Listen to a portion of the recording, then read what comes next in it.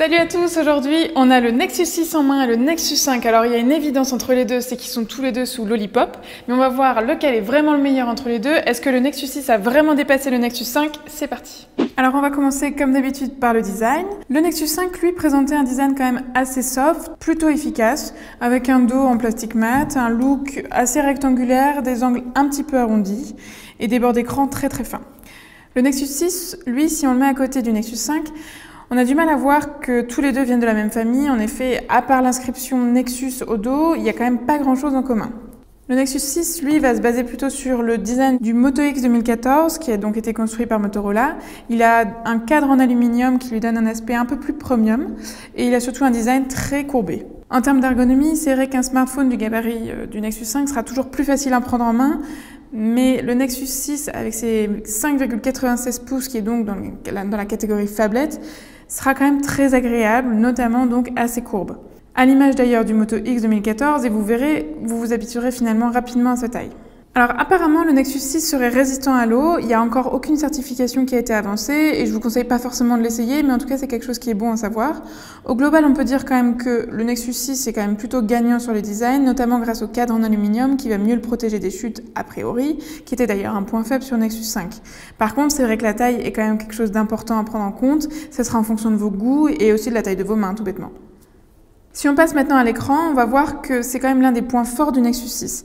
Alors certains considéreront que peut-être le QHD n'est pas forcément nécessaire. Alors c'est vrai que sur un écran de la taille du Nexus 6, c'est quand même assez bienvenu. On va voir que sur le Nexus 5, du coup, il y a une définition Full HD sur une dalle de 4,95 pouces qui donne donc une résolution de 445 pixels par pouce. Lui, le Nexus 6 a plutôt un grand écran avec une densité de 493 pixels par pouce. Alors la différence en termes de netteté est là, mais c'est pas non plus énorme. C'est surtout sur les technologies utilisées qu'on va voir la différence entre l'IPS sur le Nexus 5 et l'AMOLED sur le Nexus 6, qui influe vraiment sur le rendu des couleurs. On va voir que sur le Nexus 6, par exemple, les couleurs sont vraiment plus saturées. L'impression est d'avoir des couleurs plus fortes avec un contraste supérieur. En fait, c'est juste une habitude entre la différence entre l'AMOLED et l'IPS. C'est toujours un petit peu pareil. Ça veut pas forcément dire que l'AMOLED est meilleure. Si on devait vraiment définir un gagnant entre le Nexus 6 et le Nexus 5 au niveau de l'écran, ce serait bien sûr le Nexus 6, grâce à sa définition QHD, mais aussi une grande taille qui, au final, est très agréable, notamment pour regarder des films, des séries, depuis son téléphone. Alors, par rapport au système du Nexus 6 et du Nexus 5, grosse surprise, oui, les deux ont exactement la même interface. Bon, au-delà des blagues, on est quand même sur du Android pur, c'est pas très étonnant, on est sur du Nexus. Le Nexus 5 et le Nexus 6 sont tous les deux Android 5.0 Lollipop. Le Nexus 5 vient juste d'y passer. On a donc exactement les mêmes fonctionnalités et le matériel design qui va avec. Pour cela, je vous invite plutôt à voir notre test complet d'Android 5.0 Lollipop. Vous aurez ainsi tous les détails ou encore notre test qui montre les différences entre Android KitKat et Android 5.0 Lollipop. Ça pourrait être intéressant. Passons à quelque chose de plus intéressant, les performances du Nexus 6. Alors, le Nexus 5 à sa sortie était déjà très bon, mais c'est vrai que le Nexus 6 forcément sort un an plus tard et possède donc des caractéristiques meilleures. Comme on s'y attendait, il manque quand même le processeur 64 bits qu'on aurait aimé voir sur le Nexus 6, mais son Qualcomm Snapdragon 805 Quadricœur posera quand même aucun problème pour faire tourner à peu près tout ce que vous voulez, même les plus gourmandes. Le Nexus 5, lui, est sur du Snapdragon 800, c'est un quadricœur. Il est cadencé à 2,3 GHz, qui est certes un petit peu moins que le Nexus 6, mais tout de même offre des bons résultats. Il est important de voir aussi la différence sur les GPU. En effet, les puces sont un petit peu différentes. On a du Adreno 420 sur le Nexus 5 et du DirectX 11.1 sur le Nexus 6. Clairement, pour les gamers, ça va faire une différence. Ensuite, sur le Nexus 6, on passe à 3 Go de RAM contre 2 pour le Nexus 5.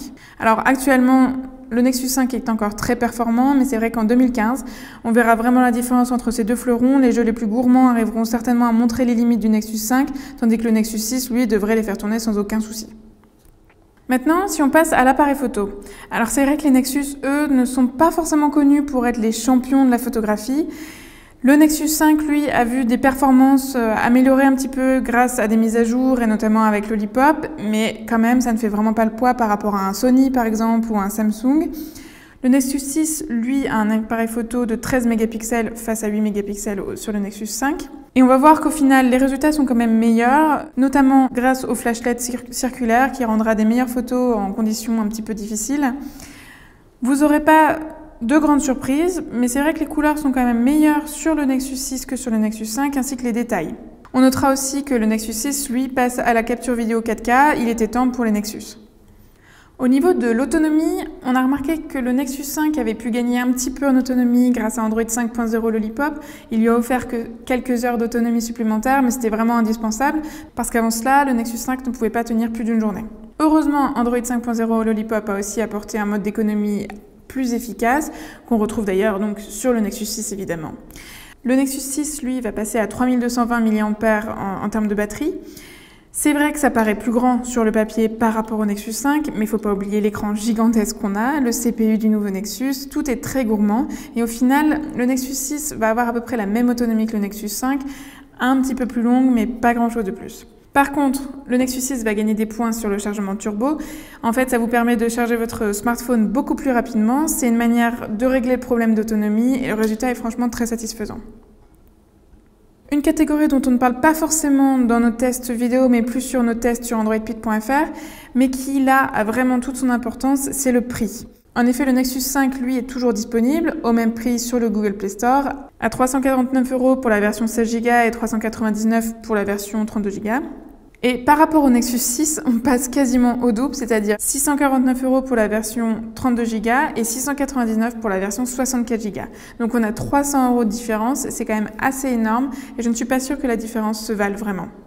Alors comment décider si le Nexus 6 est vraiment meilleur que le Nexus 5? C'est quand même assez difficile dans le sens où ce n'est pas le même constructeur au final, ce n'est pas du tout la même taille et seul Android Lollipop est vraiment leur point commun. Évidemment, le Nexus 6 apporte un meilleur hardware que le Nexus 5, mais le Nexus 5 n'est pas non plus à oublier, notamment pour son rapport qualité-prix qui reste complètement excellent. Au final, la conclusion, c'est que le Nexus 6 est évidemment meilleur, mais le Nexus 5 reste un excellent choix si vous souhaitez acheter un smartphone maintenant à un prix raisonnable.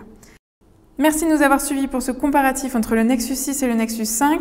On se retrouve bientôt sur androidspeed.fr. N'oubliez pas de nous suivre sur tous nos réseaux sociaux, Facebook, Twitter, mais aussi de vous abonner à notre chaîne YouTube. D'ailleurs, au passage, merci pour les 10 000 abonnés. Ça nous fait super plaisir et continuez à regarder nos vidéos YouTube.